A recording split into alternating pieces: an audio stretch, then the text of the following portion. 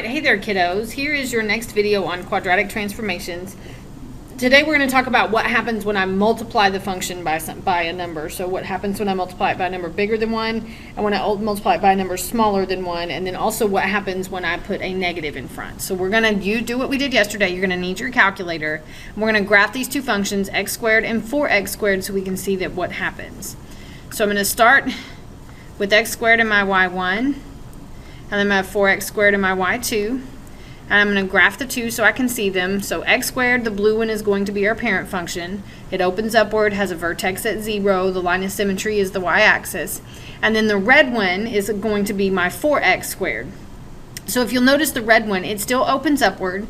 It also has a vertex at 0, 0, and the y-axis is still the line of symmetry, but the red graph is skinnier or not as wide as the blue graph. And so when I multiplied my x squared by 4, what happened is my graph became skinnier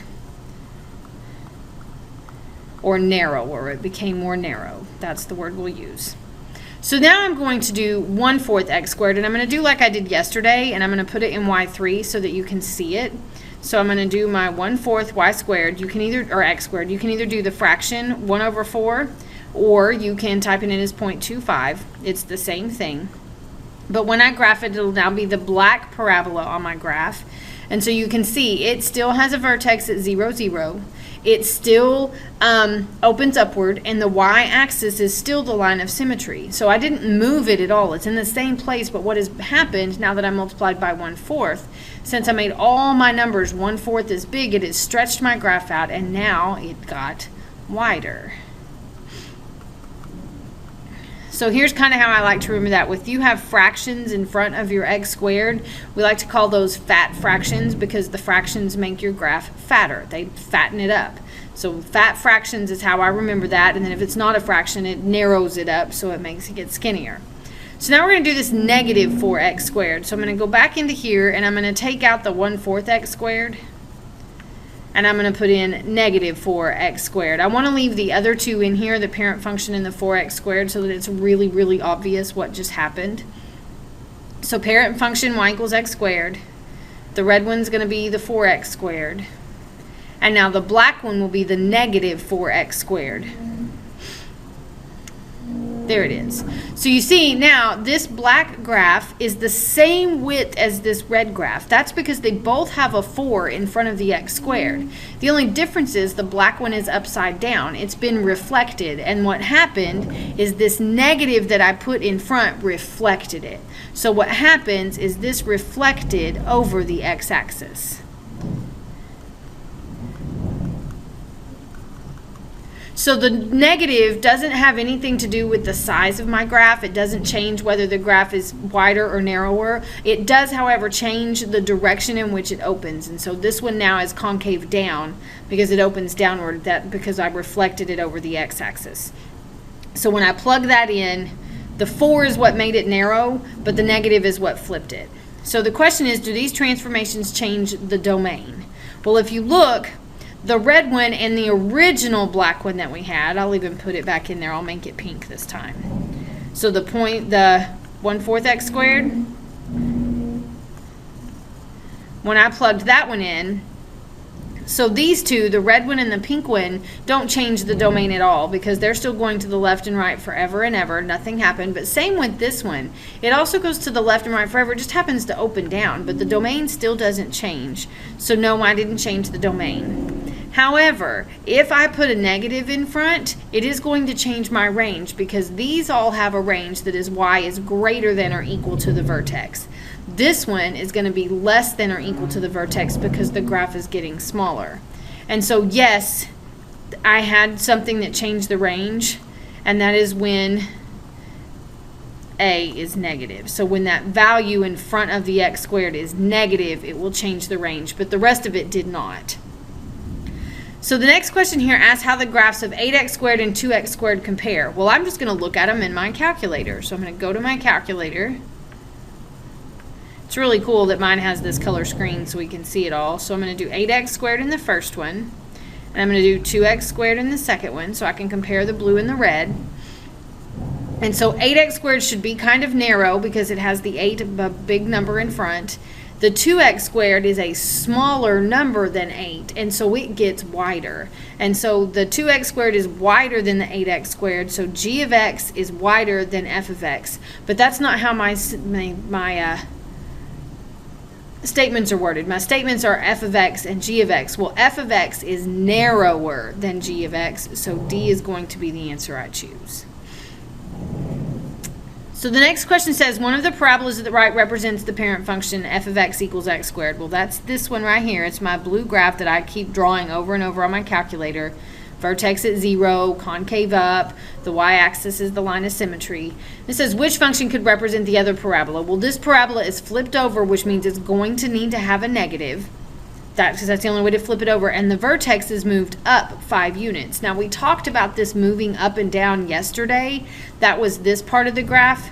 Whenever I add or subtract a number to the x squared. So I take the x squared and I do plus or minus a number outside. So I'm going to have to add 5 to the outside. So it can't be this one, because that 5 is added inside. This plus 5 will actually move it to the left. It won't be this one right here, C, either, because if I distribute this negative, this becomes negative x squared minus 5, which would have translated my graph down here, so it would be like this instead. But that's not what it looks like. So that leaves A or D. Well, A does translate it up 5, but it has no negative to flip it over. So the answer is going to be D. Negative flips it, the plus 5 moves it. So the next question is, consider f of x equals x squared. So consider the parent function, this little guy right here. We want to describe a single transformation that changes the vertex of the graph, but not the range. Well, there are 2 ways to change the vertex. I can add or subtract a number to the outside, moving it up or down, or I can add or subtract a number inside the parentheses, which moves it left and right. Up and down are going to change the range because that's the direction my y values move. They move up and down on the y-axis. But if I move left or right, it's not going to change my range because I'm not changing the y value. I'm changing the x value when I go left and right. But because I'm not changing the y value, I won't. And so a single transformation would be to shift it right or left. And since they want a single transformation, I'm just going to say we could shift it right 2 units. It doesn't have to be right.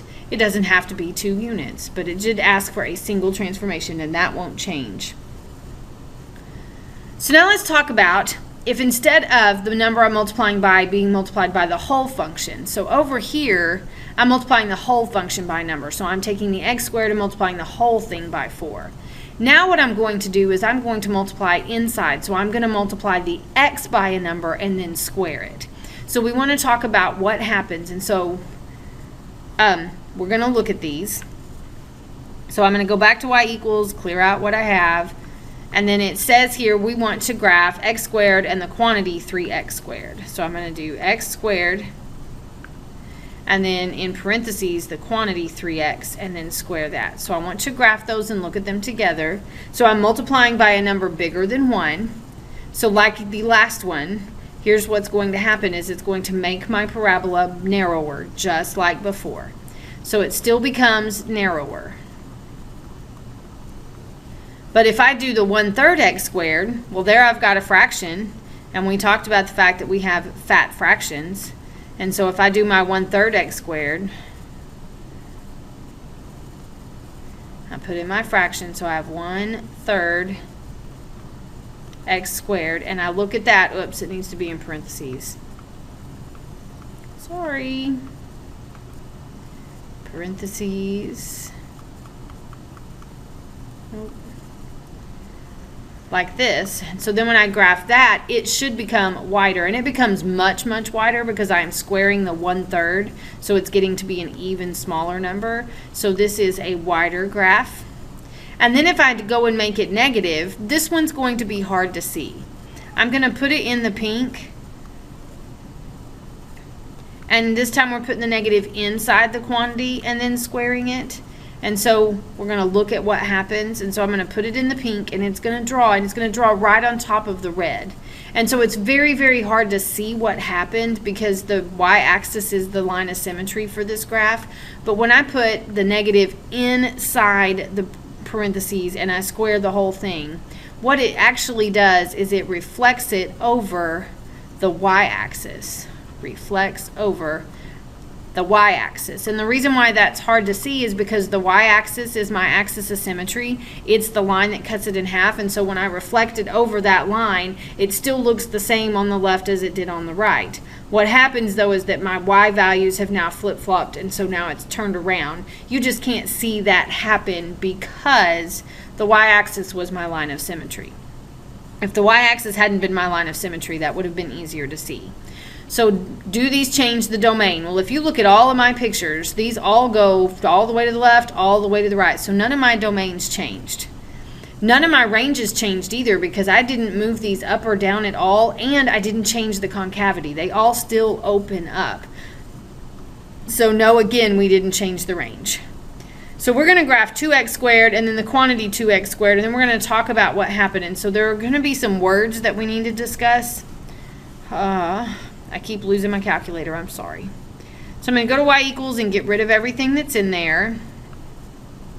So there's going to be some vocabulary we're going to deal with in just a second. So I have 2x squared, and then I'm going to have the quantity 2x squared. And so for this first one, I'm multiplying the whole thing x squared by a number. So I'm changing the whole function.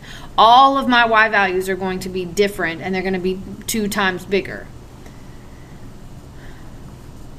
This 2x squared, all I'm doing is multiplying the x by 2, and then I'm squaring it. So I'm not changing the whole function, I'm just changing the x. And so this time only the x values are changing. But when I graph the 2,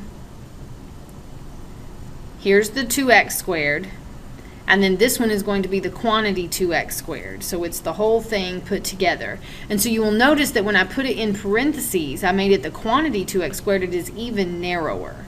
Okay, so this one is wider than this one. So when I put it in parentheses, it gets even narrower because I'm squaring the whole thing. And so now you have this stuff, you have to explain the meaning of the term stretch and compress, but we need to do some vocabulary. So I'm going to go back over here to where I multiplied the whole thing by a. And so I did the 4x squared and the 1/4 x squared. So I want to show you something. So if I have, we're going to do our x squared and our 4x squared again. So if I have x squared as my parent function, and then I'm going to multiply the whole thing by 4, here's what's going to happen. We know what it looks like on the graph. The 4x squared gets narrower.